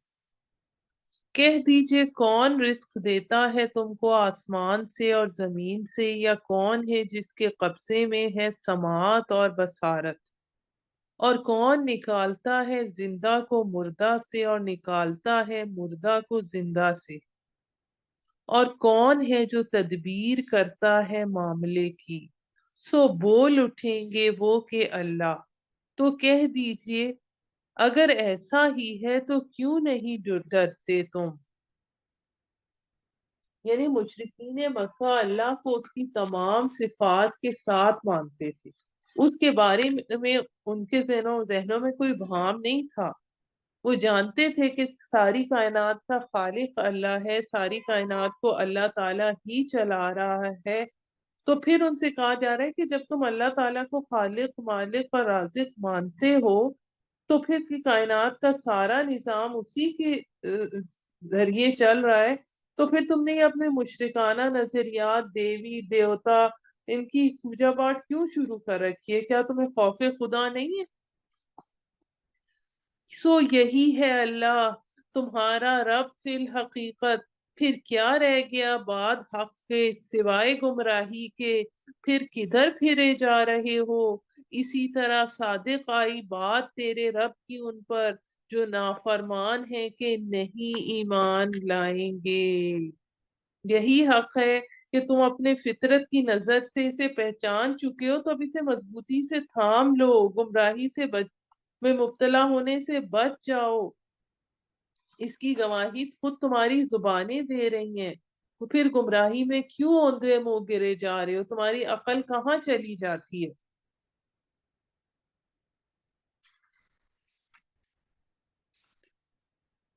آیت نمبر 34۔ کہہ دیجئے کیا تمہارے شریکوں میں سے کوئی ہے جو پہلی بار پیدا کرے پھر دوبارہ پیدا کرے؟ کہہ دیجئے اللہ ہی پہلی مرتبہ پیدا کرتا ہے، پھر دوبارہ بھی پیدا کرے گا، پھر کہاں بہہ کے جاتے ہو تم؟ کہہ دیجئے کیا تمہارے شریکوں میں سے کوئی ہے جو راہ دکھائے حق کی طرف؟ کہہ دیجئے اللہ ہی راہ دکھاتا ہے حق کی طرف، تو کیا جو راہ دکھائے حق کی طرف زیادہ حقدار ہے کہ اس کی پیروی کی جائے، یا جو نہیں راہ پاتا خود، مگر یہ کہ راستہ بتایا جائے؟ تو کیا ہو گیا ہے تم کو، کیسے فیصلے کرتے ہو؟ یعنی سب مخلوقات ہدایت کے لیے اللہ ہی کے آگے دست دراز ہیں، اسی سے ہی مانگتے ہیں۔ ہم دن میں کتنی دفعہ مانگتے ہیں، نبی صلی اللہ علیہ وآلہ وسلم بھی اسی سے مانگتے تھے کہ اہدنا الصراط المستقیم۔ تو کس کی بات مانی جانی چاہیے؟ جو ہدایت دیتا ہے یا جو خود ہدایت کا محتاج ہے؟ جن کو تم اپنے دیوی دیوتا جو سب ہیں، وہ تو خود، جو تم نے فرشتوں کو اللہ کی بیٹیاں بنایا ہوا ہے، جو تم نے اولیاء کو یا نبیوں کو جس حوالے سے بھی شرک کیا جاتا ہے، وہ تو خود محتاج ہیں اس رب کے، اور نہیں پیروی کرتے اکثر ان میں سے مگر گمان کی۔ بے شک گمان نہیں کام آ سکتا یقین کے مقابلے میں کچھ بھی۔ یقیناً اللہ خوب جانتا ہے جو وہ کرتے ہیں، اور نہیں ہے یہ قرآن ایسا کہ گھڑ لائے کوئی اللہ کے سوا، مگر یہ تو تصدیق کرتا ہے اس کی جو اس سے پہلے ہے، اور تفصیل ہے کتاب کی، نہیں ہے شک اس کے رب العالمین کی طرف سے ہونے میں۔ کیا وہ کہتے ہیں وہ گھڑ لایا ہے اسے؟ یعنی نبی صلی اللہ علیہ وآلہ وسلم کو کہتے تھے کہ وہ گھڑ لائیں۔ کہہ دیجئے تم لے آؤ ایک صورت اس جیسی، اور بلا لو جس کو بلا سکتے ہو تم سوائے اللہ کے اگر ہو تم سچے۔ اب یہ چیلنج قرآن مجید میں کئی بار آیا ہے، ایک صورت کے حوالے سے بھی، 10 صورتوں کے حوالے سے بھی، اور پورے قرآن کے حوالے سے۔ بلکہ جھٹلایا انہوں نے اس کو کہ نہ احاطہ کر سکے جس کا علم کے ساتھ، اور نہیں کھلی ان پر اس کی حقیقت، یعنی وہ عذاب جس کا وہ اندازہ نہیں کر سکے۔ اسی طرح جھٹلاتے رہے وہ لوگ جو ان سے پہلے تھے، سو دیکھ لیجئے کیسا ہوا انجام ظالموں کا۔ اور ان میں سے کچھ ایمان رکھتے ہیں قرآن پر اور ان میں سے کچھ نہیں ایمان رکھتے اس پر۔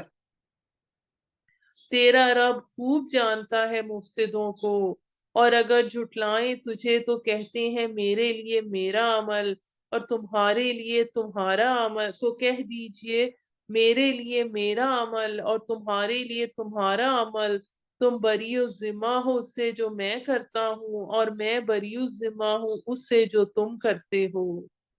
اور ان میں سے کچھ ایسے ہیں اور آیت نمبر 42، اور ان میں سے کچھ ایسے ہیں جو کان لگاتے ہیں تیری طرف، کیا تو سنائے گا بہروں کو خواہ وہ کچھ نہ سمجھتے ہوں؟ یعنی کہ لوگوں کے سامنے تو وہ کان لگاتے ہیں لیکن نیت ان کی ماننے کی نہیں۔ اور ان میں سے کچھ دیکھتے ہیں تیری طرف، کیا تو راہ دکھائے گا اندھوں کو خواہ وہ بینائی نہ رکھتے ہو، یعنی دل ان کے اندھے ہو چکے ہوں، سمجھنے کی صلاحیت ہی ختم ہو چکی ہو۔ بے شک اللہ نہیں ظلم کرتا لوگوں پر ذرا بھی، بلکہ لوگ خود ہی اپنے اوپر ظلم کرتے ہیں، یعنی خود اپنی بے تدالیوں اور غلط کاریوں کی وجہ سے خود اللہ تعالیٰ کی طرف سے سزا کے مستحق اپنے آپ کو قرار دلواتے ہیں۔ اس اور جس دن جمع کرے گا ان کو گویا نہ رہے تھے وہ مگر ایک گھڑی دن کی، یعنی انہیں محسوس ہوگا کہ دنیا اور برزخ جو ہے نا وہ ایک گھڑی تھی۔ جان پہچان کے لیے آپس میں بے شک خسارے میں رہے وہ لوگ جنہوں نے جھٹلایا اللہ کی ملاقات کو اور نہ تھے وہ ہدایت پانے والے۔ اور اگر دکھائیں ہم تجھے کچھ جس کا وعدہ کیا ہم نے ان سے، یا وفات دیں تجھے، سو ہماری ہی طرف لوٹنا ہے ان کو، پھر اللہ گواہ ہے ان کاموں پر جو وہ کرتے رہے۔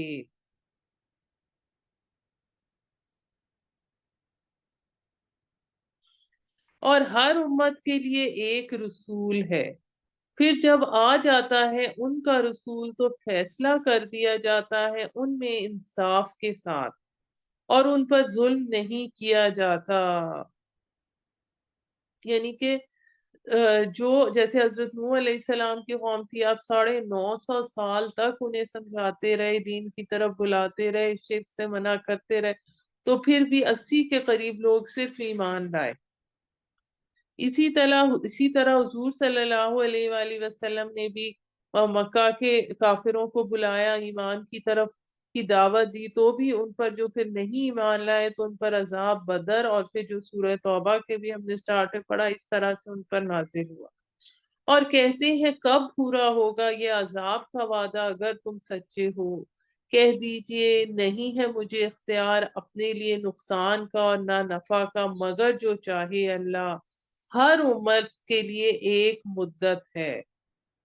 اب یہ دیکھیے کہ یہ آیت نمبر 47 میں آیا تھا وَلِكُلِّ أُمَّةٍ رسول، اور آیت نمبر 49 میں آ رہا ہے لِكُلِّ أُمَّةٍ أَجَلٌ، یعنی اس مقررہ ٹائم سے پہلے عذاب نہیں آتا، جب پوری ہو جائے گی ان کی مدت تو نہ تاخیر ہوگی ایک گھڑی کی اور نہ تقدیم ہوگی۔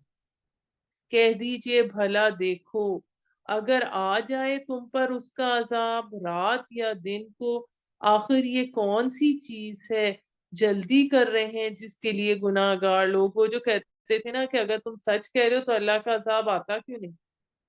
کیا پھر جب واقع ہو چکے گا تب یقین کرو گے اس پر؟ اب حالانکہ تم خود ہی اس کو جلد طلب کرتے تھے، یعنی جب عذاب آ جائے گا تو تم اس وقت تمہیں یقین آئے گا۔ پھر کہا جائے گا ان سے جو ظالم تھے اب چکھو عذاب ہمیشگی کا، نہیں بدلہ دیے جاؤ گے تم مگر اسی کا جو تم کرتے رہے دنیا میں۔ اب اگلی آیت میں کفار نبی کریم صلی اللہ علیہ وآلہ وسلم سے پوچھ رہے ہیں اور تجھ سے پوچھتے ہیں آیا سچ ہے، یعنی جو آپ کہہ رہے ہیں وہ واقعی سچ ہے؟ کہہ دیجئے ہاں، اور قسم میرے رب کی بے شک یہ سچ ہے، اور نہیں تم عاجز کر سکتے اللہ کو اگر وہ ہر شخص کے پاس جس نے ظلم کیا جو کچھ ہے دولت زمین میں تو دے ڈالے بدلے میں اسے، اور چھپائیں گے ندامت سے جب دیکھیں گے عذاب، اور فیصلہ کر دیا جائے گا ان کے درمیان انصاف سے، اور ان پر ظلم نہیں کیا جائے گا۔ سن لو بے شک اللہ ہی کا ہے جو کچھ ہے آسمانوں میں اور زمین میں، خبردار بے شک اللہ کا وعدہ سچا ہے، لیکن اکثر لوگ ان میں سے نہیں جانتے۔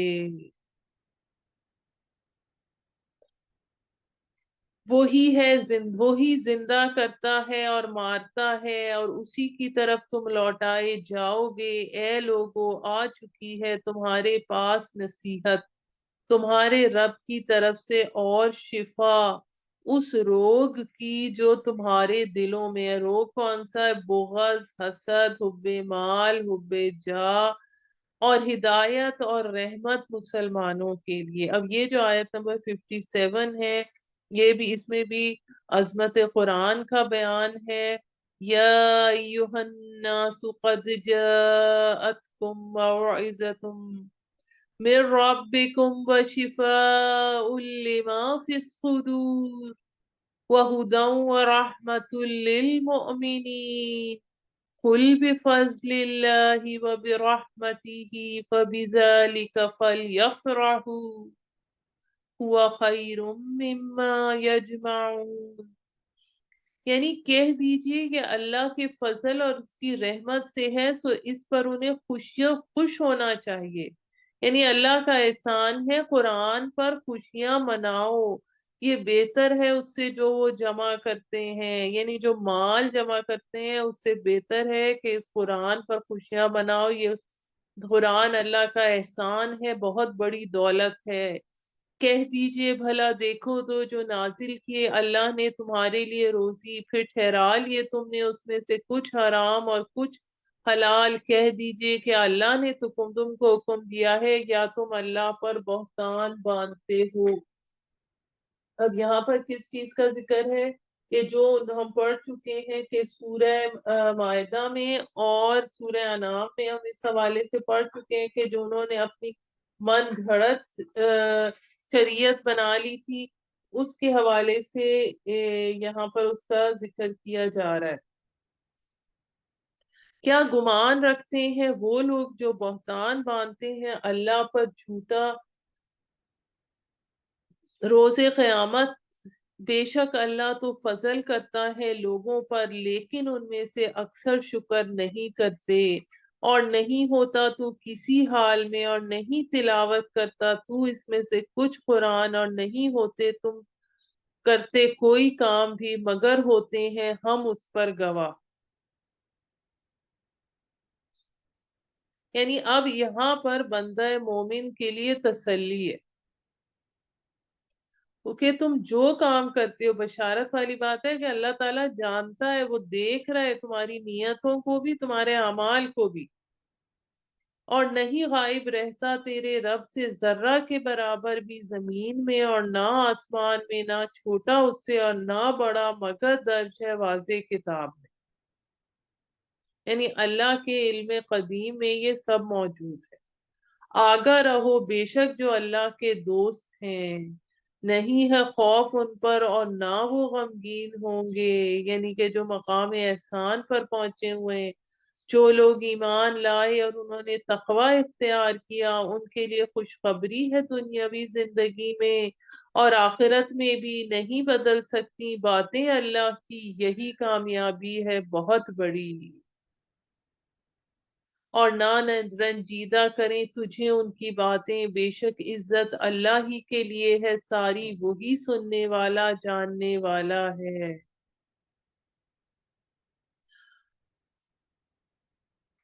اب جو مومن ہوتا ہے اس کو یہ پتا ہوتا ہے کہ جو میرے اوپر اگر کوئی تکلیف بھی آئی ہے یا آنی ہے تو اللہ تعالیٰ نے وہ اس وجہ سے بھیجی ہے کہ اس میں میری بہتری ہے۔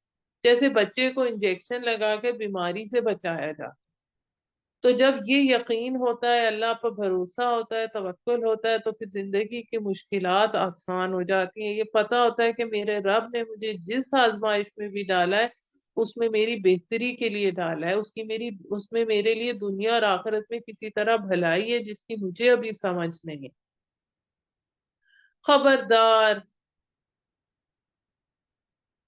آیت نمبر 66، خبردار اللہ ہی کا ہے جو کچھ ہے آسمانوں میں اور جو کچھ ہے زمین میں، اور نہیں پیروی کرتے یہ لوگ جو پکارتے ہیں اللہ کے علاوہ شریکوں کو، نہیں پیروی کرتے یہ لوگ مگر گمان کی، اور نہیں ہے وہ مگر قیاس آرائیاں کرتے ہیں۔ وہی ہے جس نے بنائی تمہارے لیے رات تاکہ تم آرام پکڑو اس میں، اور دن دیکھنے بھالنے کے لیے، بے شک اس کے اندر نشانیاں ہیں ان لوگوں کے لیے جو سنتے ہیں کلام حق۔ کہتے ہیں بنا لیا ہے اللہ نے ایک بیٹا، وہ پاک ہے، وہ غنی ہے، اسی کا ہے جو کچھ ہے آسمانوں میں اور جو کچھ ہے زمین میں۔ اذان ہو رہی ہے، 2 منٹ ویٹ کرتے ہیں۔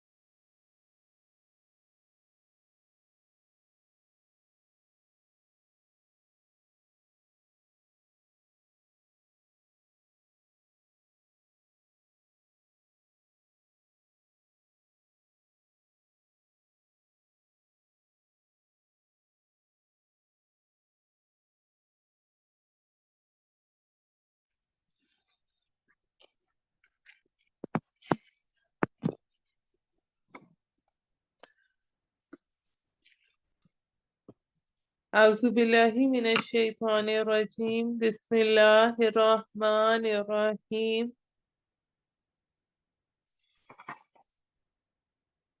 آیت نمبر 69، کہہ دیجئے بے شک جو لوگ باندھتے ہیں بہتان اللہ پر جھوٹا وہ نہیں فلاح پائیں گے، ان کے لیے فائدے ہیں دنیا میں، پھر ہماری ہی طرف لوٹنا ہے انہیں، پھر چکھائیں گے ہم انہیں مزہ سخت عذاب کا، بدلے میں اس کے جو وہ کفر کرتے تھے۔ اب ہمارے پاس یہاں پر 2 رکوع انباء اور رسل پر شروع ہو رہے ہیں، اور سنائیے انہیں قصہ نوح علیہ السلام کا۔ جب کہا اس نے اپنی قوم سے، اے میری قوم اگر ہے گراں تم پر میرا کھڑا ہونا اور میرا نصیحت کرنا اللہ کی نشانیوں کے ساتھ، تو اللہ ہی پر میرا بھروسہ ہے، سو تم مقرر کر لو اپنا معاملہ اور ہمراہ اپنے شریکوں کے، پھر نہ رہے تمہارے کام میں تمہیں کوئی شبہ، پھر کر گزرو میرے خلاف اور مت ڈھیل دو مجھے۔ یعنی اب یہ وہ صورتحال بتائی جا رہی ہے جب حضرت نوح علیہ السلام 950 سال سے اللہ کی طرف بلا رہے ہیں، اور اب ان کا دل دکھ چکا ہے۔ پھر اگر تم نے روح گردانی کی تو میں نہیں ہوں طلبگار تم سے کسی اجر کا، نہیں ہے اجر میرا مگر اللہ کے ذمے، اور مجھے حکم دیا گیا ہے کہ میں رہوں فرما برداروں میں سے۔ پھر جھٹلایا اس کو سو بچا لیا ہم نے اس کو اور جو اس کے ساتھ تھے کشتی میں، اور بنایا ہم نے ان کو جانشین، اور غرق کر دیا ہم نے ان کو جو جھٹلاتے تھے ہماری نشانیوں کو۔ سو دیکھ لیجئے کیسا ہوا انجام ان کا جنہیں متنبع کیا گیا تھا۔ پھر اللہ تعالیٰ کی طرف سے پانی کا عذاب آیا، اوپر سے بھی پانی آیا، زمین کے نیچے سے بھی پانی نکلا، اور اللہ تعالیٰ نے سب شرک کرنے والوں کو، جنہوں نے رسول کی بات نہیں مانی، ان کو عذاب میں ڈبو دیا۔ حضرت نوح علیہ السلام صرف اپنے 80 ساتھیوں کے ساتھ ایک کشتی میں روانہ ہوئے، وہی لوگ بچے جن سے پھر سے دنیا کا آغاز ہوا۔ پھر بھیجے ہم نے نوح کے بعد کتنے رسول ان کی قوم کی طرف، سو وہ آئے ان کے پاس دلیلوں کے ساتھ، سو نہ ہوا ان سے کہ ایمان لائیں اس پر جسے جھٹلا چکے تھے اس سے پہلے۔ اس طرح مہر کر لگا دیتے ہیں ہم دلوں پر حد سے گزر جانے والوں کی۔ پھر بھیجا ہم نے ان کے بعد موسیٰ علیہ السلام اور ہارون علیہ السلام کو فرعون اور اس کے سرداروں کی طرف نشانیوں کے ساتھ، سو تکبر کیا انہوں نے، اور وہ تھے ہی گناہگار لوگ۔ پھر جب آیا ان کے پاس حق ہماری طرف سے تو کہنے لگے بے شک یہ تو جادو ہے کھلم کھلا۔ کہا موسیٰ نے کیا تم ایسا کہتے ہو حق کے بارے میں جبکہ وہ آ گیا ہے تمہارے پاس؟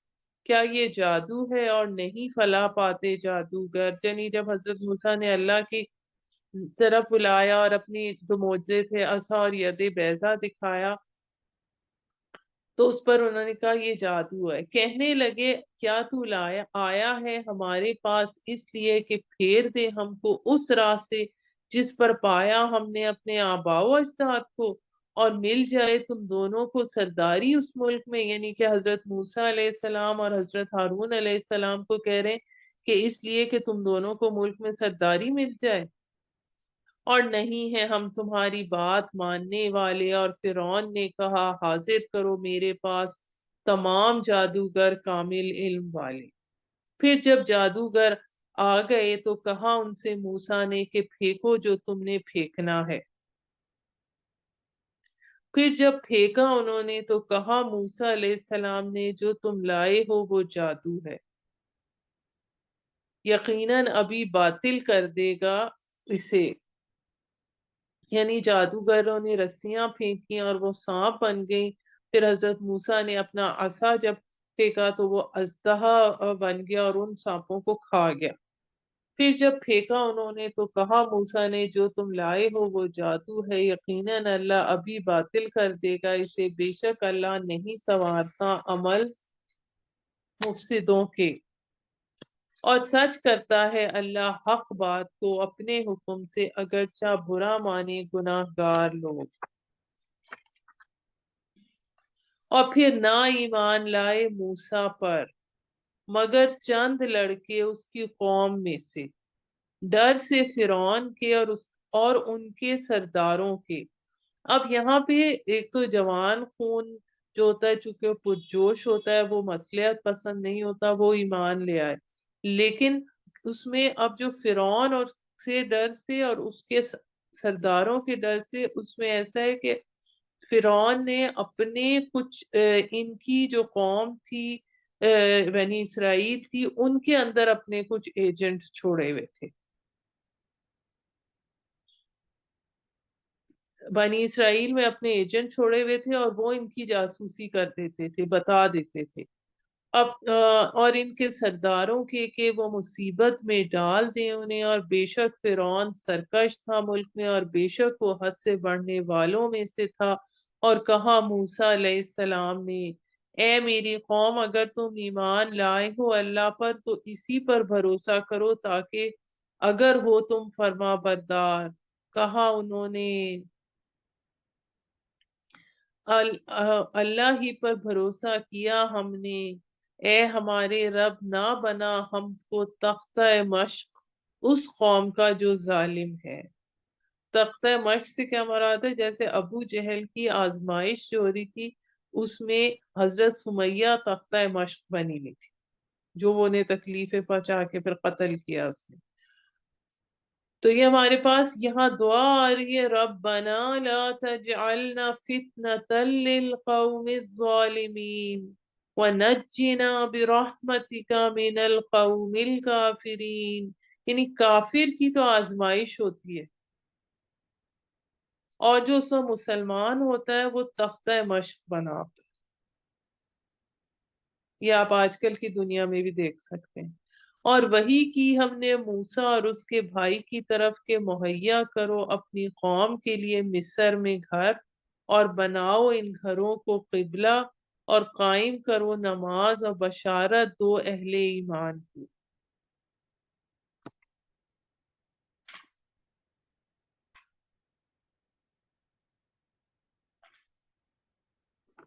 اب یہاں پر ہمارے پاس آیت نمبر 87 جو آ رہی ہے، اس میں آپ کو بتاتی چلوں کہ فرعون کے ڈر سے وہ لوگ مسجد تو نہیں بنا سکتے تھے، اس لیے انہیں حکم دیا گیا کہ اپنے گھروں کو تعمیر ہی قبلہ رخ کرو تاکہ وہاں تم نمازیں پڑھا کرو۔ اب اس سے ہمیں یہ بھی معلوم ہوتا ہے کہ حضرت موسیٰ علیہ السلام کے زمانے میں بھی قبلہ متعین تھا، جبکہ بیت المقدس تو ابھی بنا ہی نہیں تھا۔ بیت المقدس تو حضرت موسیٰ کے زمانے سے 1000 سال بعد حضرت سلیمان علیہ السلام نے تعمیر کرایا تھا۔ چنانچہ حضرت موسیٰ اور آپ کی قوم کا قبلہ بھی یہی بیت اللہ تھا۔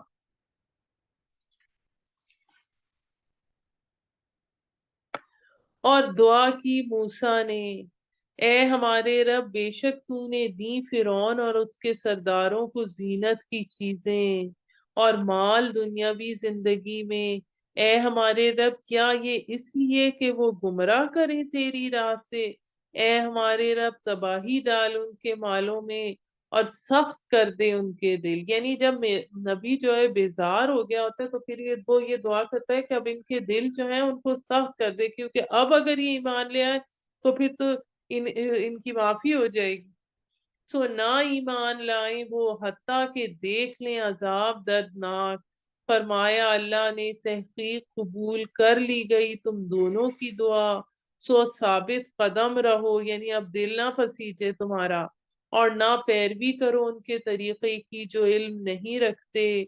اور پار کرا دیا ہم نے بنی اسرائیل کو دریا سے، پھر پیچھا کیا ان کا فرعون اور اس کے لشکر نے سرکشی اور زیادتی سے، حتیٰ کہ جب پہنچنے لگا وہ ڈوبنے کو تو بولا، میں ایمان لایا کہ نہیں کوئی معبود مگر وہی کہ ایمان لائے جس پر بنی اسرائیل، اور میں بھی فرما برداروں میں سے ہوں۔ کیا اب کہتا ہے، حالانکہ نافرمانی کرتا رہا تو پہلے اور تھا تو مفسدوں میں سے؟ یعنی جب موت کا فرشتہ سامنے آ جاتا ہے، موت کا غرغرہ ہو جاتا ہے، تو پھر ایمان قبول نہیں ہوتا۔ سو آج بچائے دیتے ہیں ہم تیرے بدن کو۔ اب اس آیت کا پروف جب 1906 میں فرعون کی باڈی، جو فرعون کی لاش تھی، وہ ملی ہے کہ اس کی لاش کو محفوظ کر لیا گیا، صرف اس کے ناک پر مچھلی کے کانٹے کا نشان تھا، تو اس کی لاش کی محفوظیت اس آیت کی تصدیق ہے۔ سو آج بچائے دیتے ہیں ہم تیرے بدن کو تاکہ بنے تو بعد میں آنے والوں کے لیے نشان عبرت، جس پہ جیسے ڈاکٹر مورس بکائی جیسے لوگوں نے پھر جب تحقیق کی تو پھر وہ ان کے لیے نشان بنی، حق جاننے کا طریقہ بنی۔ بے شک بہت سے لوگ ہماری نشانیوں سے غافل ہیں، اور بے شک ٹھکانہ دیا ہم نے بنی اسرائیل کو ٹھکانہ پسندیدہ، اور رزق عطا کیا ہم نے ان کو پاکیزہ چیزوں سے، سو نہ اختلاف کیا انہوں نے باہم یہاں تک کہ آ گیا ان کے پاس علم۔ بے شک تیرا رب فیصلہ کرے گا ان کے درمیان روز قیامت جس بارے میں وہ اختلاف کرتے رہے۔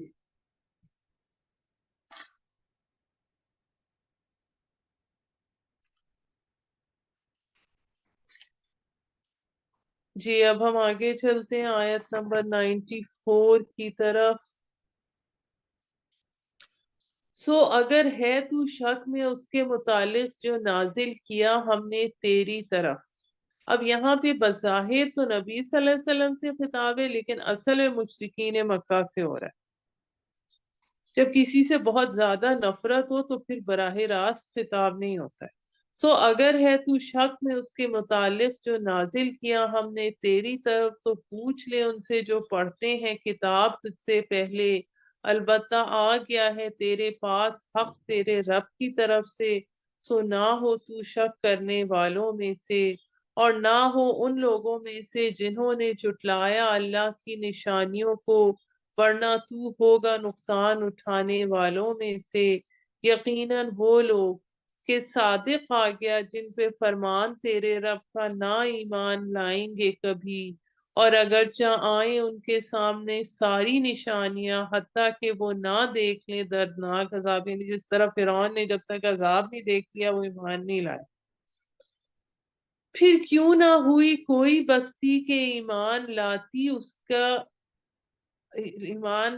اور اس کے کام آتا اس کا ایمان لانا، سوائے قوم یونس کے۔ اب یہ جو سورت کا نام ہے یہ یہاں پر بس مختصراً ذکر اس میں یہاں اس قوم کا آ رہا ہے۔ جب وہ ایمان لائی تو ٹال دیا ہم نے ان پر سے عذاب رسوا کن دنیا کی زندگی میں، اور فائدہ دیا ہم نے ان کو ایک مدت تک۔ اب یہاں پہ حضرت یونس علیہ السلام کا ذکر ہے جن کو شہر نینوا کی طرف بھیجا گیا۔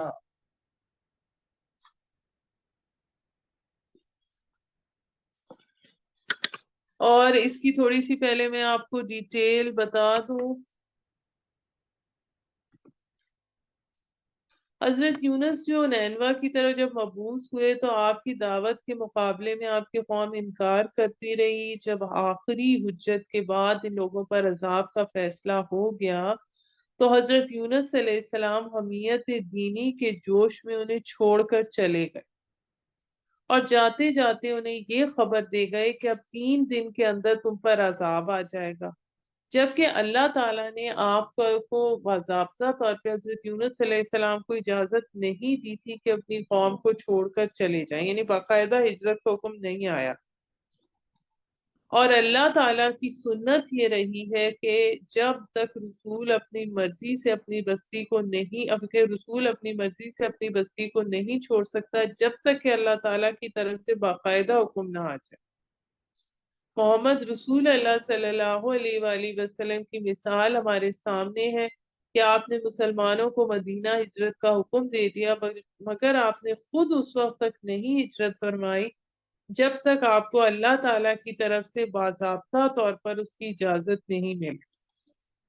بہرحال اس کے بعد کیا ہوا کہ حضرت یونس علیہ السلام کے جانے کے بعد جب عذاب کے آثار پیدا ہوئے تو پوری بستی کے لوگ اپنے بچوں، عورتوں، مال مویشی کو لے کر باہر نکال آئے اور اللہ کے حضور گڑ گڑا کر توبہ کی۔ اللہ کے قانون کے مطابق تو عذاب کے آثار ظاہر ہونے کے بعد ایمان لانا فائدہ مند نہیں ہوتا اور توبہ بھی قبول نہیں ہوتی، مگر چونکہ حضرت یونس علیہ السلام وقت سے پہلے ہجرت کر گئے تھے اس وجہ سے ان کے قوم کے معاملے میں نرمی اختیار کی گئی اور ان کی توبہ قبول کرتے ہوئے ان پر سے عذاب کو ٹال دیا گیا ایک وقت معین تک کے لیے۔ تو آگے آیت نمبر 99 میں آتا ہے، اگر چاہتا تیرا رب تو ضرور ایمان لے آتے جو لوگ زمین میں ہیں سب کے سب، کیا اب تو زبردستی کرے گا لوگوں پر کہ حتیٰ کہ ہو جائیں وہ مسلمان، اور نہیں ہے ممکن کسی شخص کے لیے کہ وہ ایمان لائے مگر اللہ کے حکم سے، اور وہ ڈال دیتا ہے گندگی شرک و کفر کی ان پر اور جو عقل سے کام نہیں لیتے۔ کہہ دیجئے دیکھو تو کیا کچھ ہے آسمانوں میں اور زمین میں، اور نہیں فائدہ دیتی نشانیاں اور ڈرانے والے ان لوگوں کو جو ایمان نہیں لاتے، سو نہیں انتظار کرتے مانند برے ایام کے، یعنی وہ برا دن جو اس طرح کے قوم نوح پہ آیا، قوم لوط پہ آیا، قوم عاد اور سمود پہ آیا، ان لوگوں کے جو گزر چکے ان سے پہلے۔ کہہ دیجئے انتظار کرو میں بھی تمہارے ساتھ انتظار کرتا ہوں، پھر بچا لیا ہم نے اپنے رسولوں کو اور ان کو جو ایمان لائے، اس طرح یہ ذمہ ہے ہمارا کہ بچا لیں گے ہم ایمان والوں کو۔ کہہ دیجئے اے لوگو اگر ہو تم شک میں اپنے دین سے تو نہیں عبادت کرتا میں جن کی تم عبادت کرتے ہو اللہ کے سوا، بلکہ میں عبادت کرتا ہوں اللہ کی جو موت طاری کرتا ہے تم پر، اور مجھے حکم ہے کہ رہوں میں ایمان والوں میں سے۔ اور یہ تو سیدھا کر اور یہ کہ تو سیدھا کر اپنا رخ دین کی طرف سب سے کٹ کر، اور نہ ہو شرک کرنے والوں میں سے، اور نہ پکار اللہ کے سوا کسی ایسے کو جو نہ نفع پہنچا سکے تجھے اور نہ نقصان، پھر اگر تو ایسا کرے گا تو بے شک تو اس وقت ظالموں میں سے ہوگا۔ اگر پہنچائے تجھے اللہ تکلیف تو نہیں ہے کوئی دور کرنے والا اسے مگر اللہ، اور اگر ارادہ کرے تیرے لیے بھلائی کا تو نہیں کوئی روک سکتا اس کا فضل۔ اب یہ آیت کتنی غور طلب ہے کہ اگر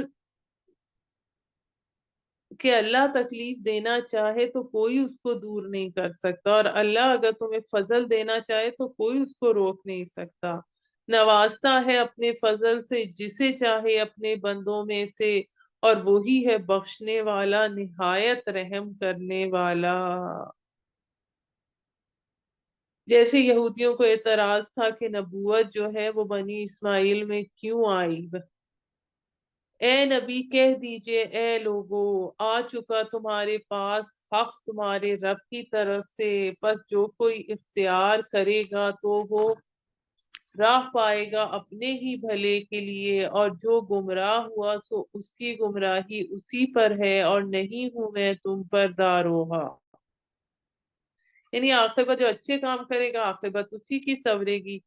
پیروی کیجئے اس کی جو وحی آئے تیری طرف، اور صبر کیجئے حتیٰ کہ فیصلہ کر دے اللہ، وہی ہے اور وہی ہے بہتر فیصلہ کرنے والا۔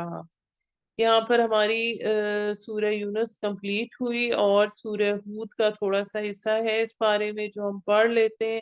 یہ جو ہم نے جوڑا ذکر کیا سورہ یونس اور سورہ ہود کا ہے، یہ اس میں اب دوسرا پیر کا دوسرا آ رہا ہے، اور اس میں 6 سے زائد رکوع ہیں انباء اور رسول میں کے بارے میں۔ تو ہم شروع کرتے ہیں، بسم اللہ الرحمن الرحیم، الف لام را۔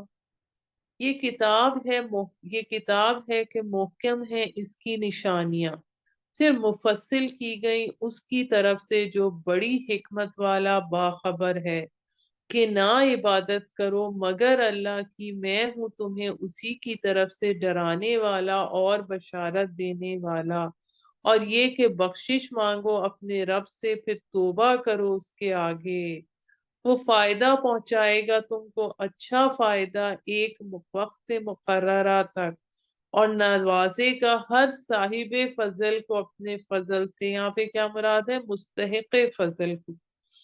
اور اگر روح گردانی کی تو نے، مجھے ڈر ہے تمہارے بارے میں ایک بڑے دن کے عذاب کا، اللہ ہی کی طرف لوٹ کر جانا ہے تم سب کو، اور وہ ہر چیز پر قادر ہے۔